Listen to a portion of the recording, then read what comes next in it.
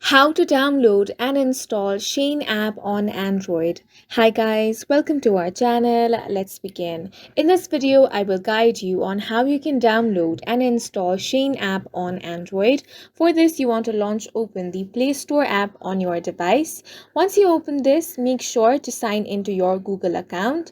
Now, tap on the search icon at the bottom right corner of your screen. Once the search bar appears, tap on that, and here you want to search for Shein. Now tap on this application right here. Go ahead and tap on the install button in order to start the downloading. Now if you want to know more about this application, tap on about this app option, and here you will find all the details about this application. You also have app info where it displays the version, download size, required OS, and more details over here.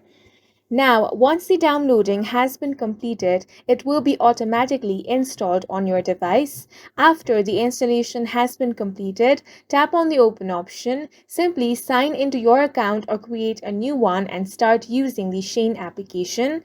And that's it for this video. If you found it helpful, please make sure to hit the like button and subscribe for more videos like this.